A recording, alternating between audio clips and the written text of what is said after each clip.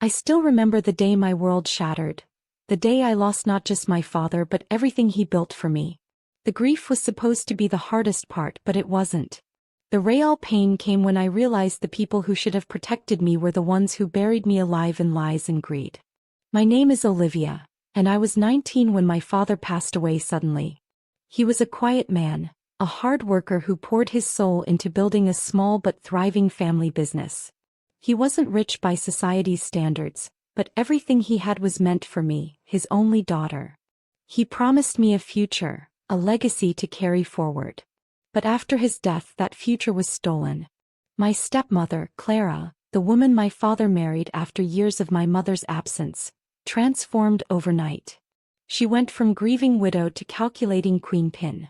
In the days after my father's funeral, I was met with cold silence and slammed doors. The house I grew up in was suddenly locked to me, the business accounts frozen and my calls ignored. I found out soon enough that Clara had presented a new will, one I never signed, with forged documents and witnesses who didn't exist. She painted me as an unstable, ungrateful child, incapable of managing anything. Friends and family who once cared sided with her, dazzled by her charm and her story. I was erased from my father's legacy, replaced by a woman who cared more for power than for truth. The house where I had dreamed of my future became a prison I was locked out of. The company my father built was no longer mine. It belonged to a stranger in my home. I was alone, powerless, and drowning in a sea of betrayal. But deep inside me, beneath the heartbreak and the tears, something refused to die. A small spark of determination ignited, and I vowed to myself that Clara would never get away with burying me alive. I disappeared from the eyes of everyone who had turned their back on me, and I began to fight back quietly. I started learning everything I could about the law, wills, estates, and corporate governance. I worked menial jobs, saved every penny, and built a life where no one could touch me. I became invisible, but I was far from defeated. Years passed. Clara's web of lies grew more elaborate, but so did my evidence. I collected every scrap I could find: documents, recordings, witnesses. I built a case stronger than anyone expected. And then, when the time was right, I came back. Not with anger or vengeance, but with truth as my weapon. I filed lawsuits, exposed her for the fraud she was, and reclaimed what was rightfully mine. The same community that once praised her watched in shock as her reputation crumbled, her social invitations vanished, and her grip on power slipped away. Justice wasn't a fantasy anymore. It was real. This is my story, a story of betrayal, resilience, and the fierce fight to reclaim my name and legacy. A story that proves even when the world turns its back, the truth can light a path back home. They say grief comes in waves, but for me it came like an avalanche, swallowing me whole and leaving nothing behind but silence. After my father's funeral, I expected a period of mourning. Instead, what I got was exile. The day after we laid him to rest, Clara changed the locks. I stood at the doorstep of my childhood home, suitcase in hand, the smell of jasmine from the front garden still clinging to the air. But the warmth I once knew was gone. The house looked different, colder, darker. I rang the bell. No answer. I knocked until my knuckles bruised. Still nothing. And then a housekeeper I barely recognized opened the door just wide enough to say, "Mrs. Clara says you're not welcome here anymore. She's asked you to collect your things later, with police present." That's how I found out I was homeless. No conversation. No explanation. No room for grief. I wandered the streets that night like a ghost, my phone heavy in my hand. I called my father's lawyer voicemail. I texted my aunt in Vermont. No reply. My mother, long estranged, didn't even pick up. Everyone I reached out to either ignored me or claimed they didn't want to get involved. Clara had already spun her story well. She told them I was unstable, that I tried to attack her during the funeral, that I was threatening to burn down the house. All lies. But lies told with confidence, especially by someone as polished and poised as Clara, spread fast. People believed her because it was easier. I was the daughter with grief in my eyes and rage bubbling beneath my skin. She was the grieving widow in pearls and black veils, whispering about Olivia's episodes behind closed doors. I stayed at a cheap hostel that week, barely eating, clutching the letter my father wrote me months before his death. It was handwritten, sealed in an envelope I found among his old books. In it he wrote, "No matter what happens, never forget who you are. If anything happens to me, know that everything I've built is for you. The company, the house, the shares. Everything. Claire knows this. But some people change when power is in front of them. Stay strong, sweetheart. I trust you'll find your way." I cried over those words. And then I promised him, wherever he was, that I would not let her win. But how could I fight her? She had my father's name, the company's reins, and enough money to drown me in legal threats if I even tried. The will she presented was fake. I knew it, but I had no proof. And no lawyer wanted to take the case of a broke, disinherited 19-year-old with no leverage. So I disappeared. I moved to another city, changed my number, and started working double shifts at a small diner just to keep a roof over my head. Every dollar I earned went into a savings envelope. Every break between shifts I studied online courses on estate law, business management, fraud investigations. I read legal blogs until my eyes burned. It wasn't glamorous. It wasn't quick. But every day I was digging myself out. I kept my pain quiet even when it clawed at my chest at night. The loneliness, the betrayal, the shame, I wore it like armor. Because if I allowed it to break me, then Claire would win. 2 years passed before I took my first real step back into the world Claire tried to erase me from. I found one of my father's oldest employees, Mr. Reed, a quiet accountant who had been let go soon after my father's death. We met at a dusty coffee shop, and after a long pause he said, "I knew something wasn't right. Your father trusted you. He would never have cut you out like that." He handed me a flash drive, a backup of financial statements, signed documents, and emails he'd quietly saved before he was pushed out. It was a crack in Claire's perfect mirror. From there, the truth began to unravel. I found discrepancies in company transactions, money Clara funneled into personal accounts, evidence of the falsified will, and names of people she paid to stay quiet. Piece by piece I built a case. But I wasn't just planning to expose her. I was preparing to take everything back. And I wasn't going to do it with rage. I was going to do it with precision. She buried me alive, but she didn't realize. She planted the seeds of her own downfall. I still remember the look on Clara's face when she saw me again. 3 years had passed since she locked me out of my own life. 3 long years of silence, shadows, and shame. But now I was standing in the marble lobby of my father's company. Our company, dressed in a tailored black suit, heels clicking like thunder on the polished floor, a leather folder tucked beneath my arm. "Miss Olivia Hale?" the receptionist asked cautiously, her eyes scanning me with a mix of confusion and awe.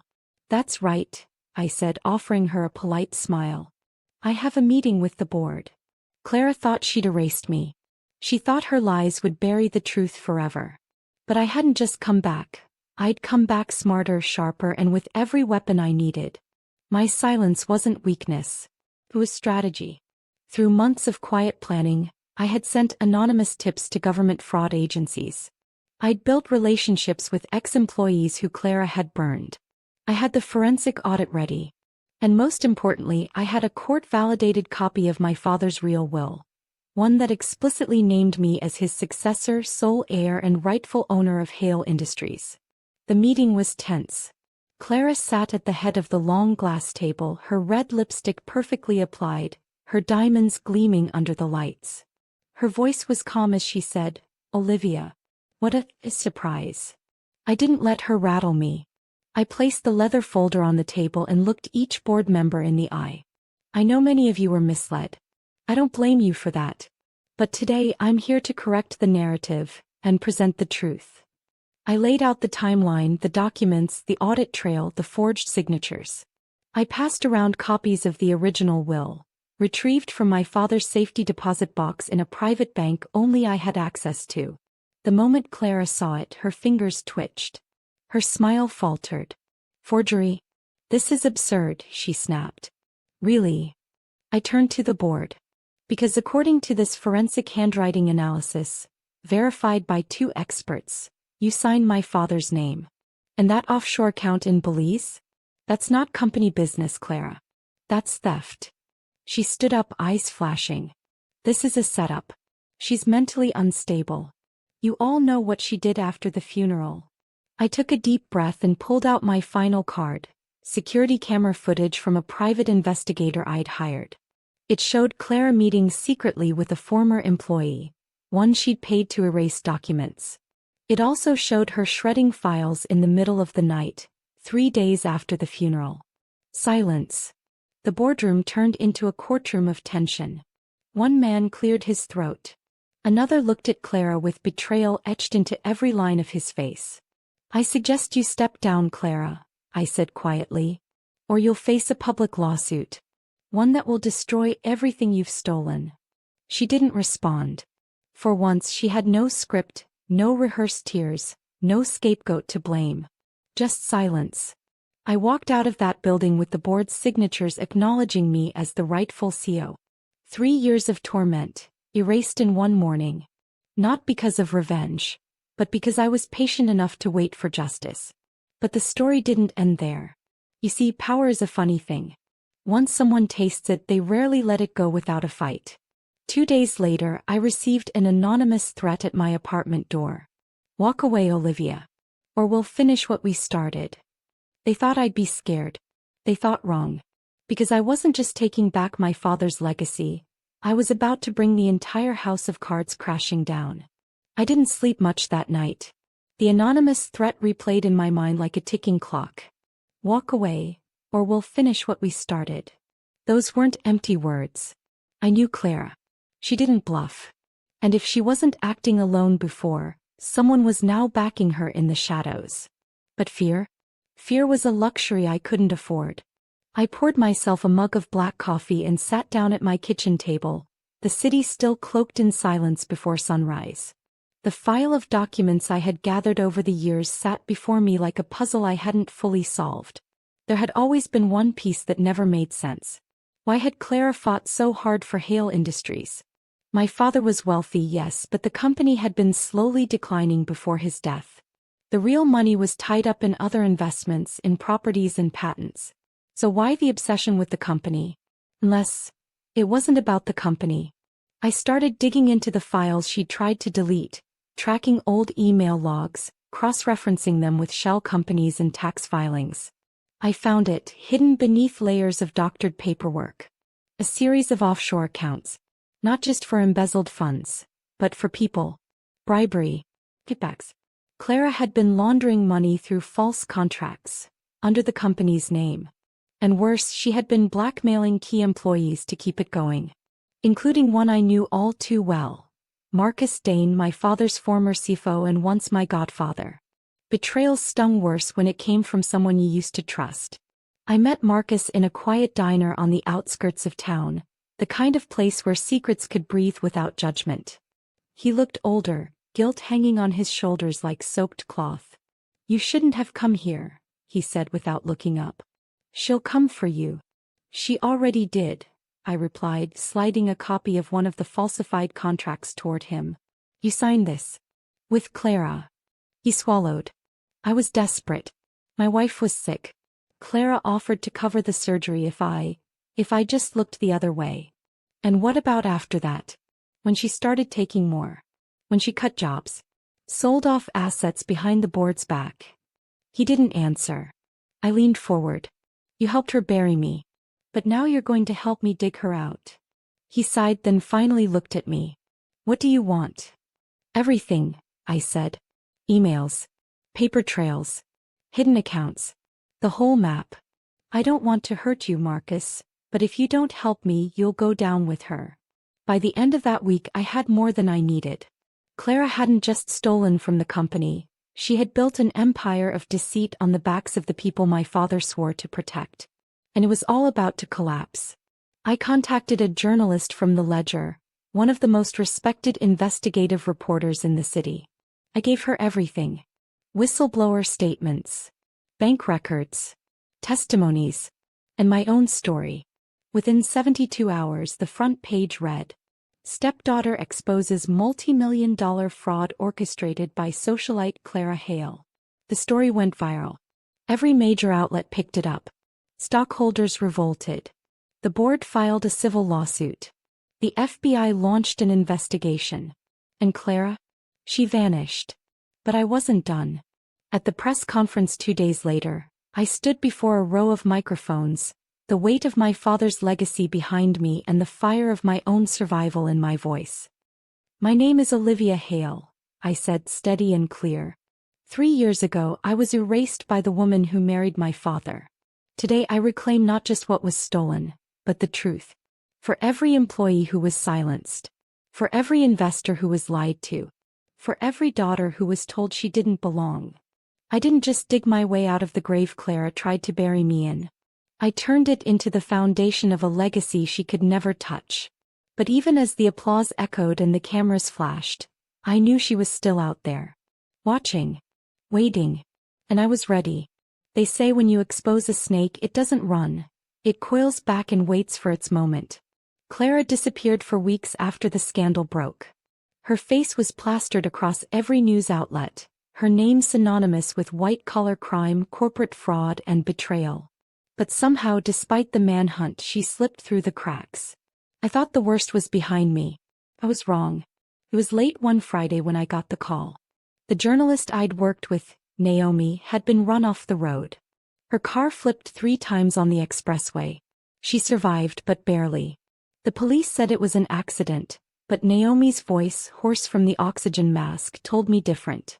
She knew I was going to publish the follow-up, about the international ties, the offshore arms deals tied to her second husband. I didn't tell anyone but you. My blood turned to ice. Clara wasn't just hiding, she was tying up loose ends. I raced back to my apartment, the city streets feeling suddenly foreign, too quiet. My door was ajar when I arrived. I stopped. My heart pounded so hard I could hear it in my ears. Inside, drawers were open. My computer smashed. Files gone. But that wasn't what made my stomach drop. Pinned to the fridge with a steak knife was a single photo. One of me, taken from across the street just 2 days ago.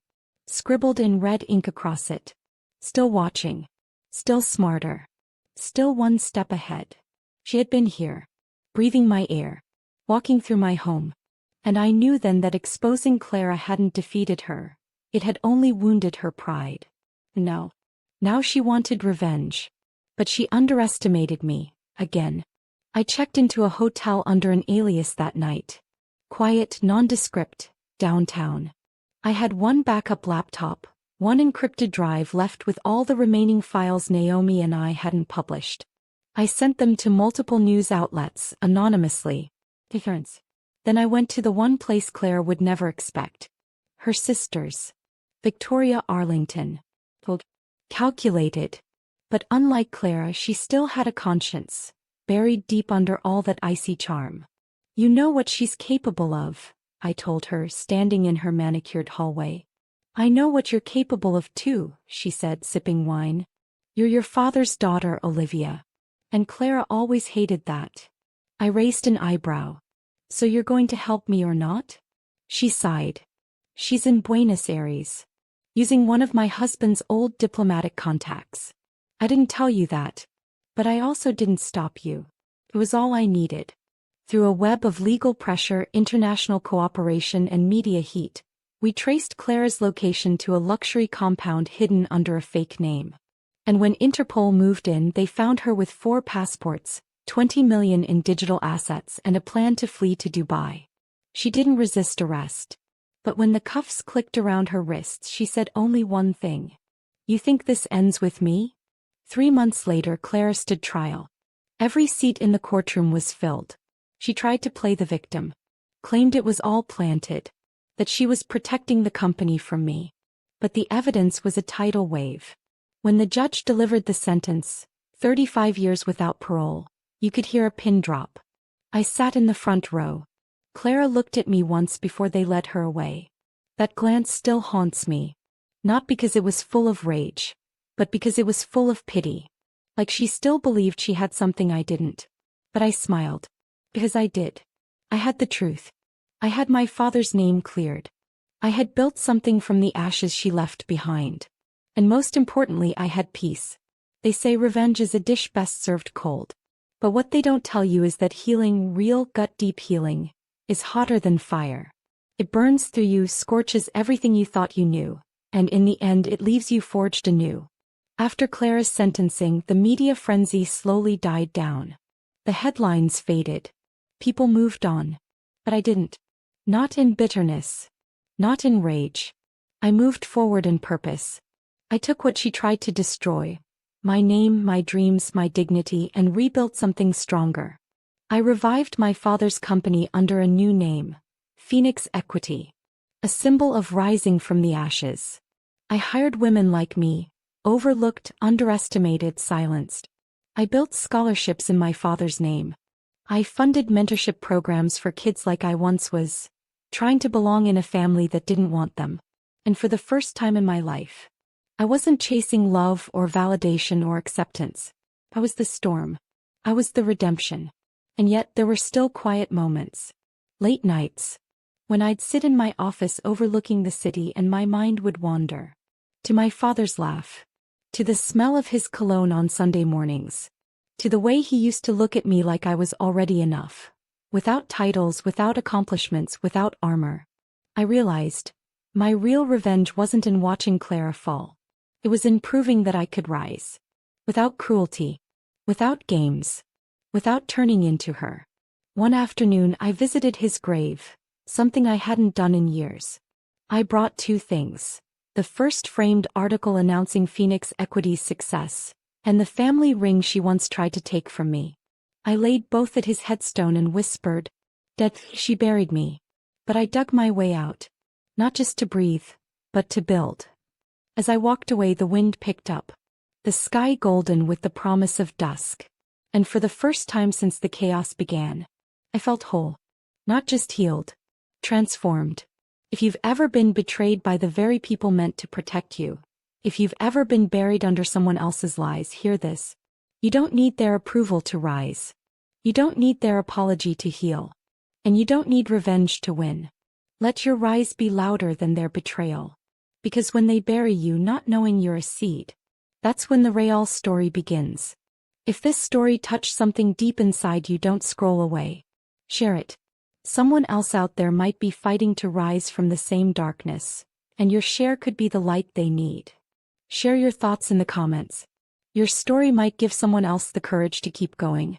Don't forget to like this video if it moved you. Subscribe to the channel and turn on the notification bell, because we post new powerful stories every single day. And trust me, you won't want to miss what's coming next.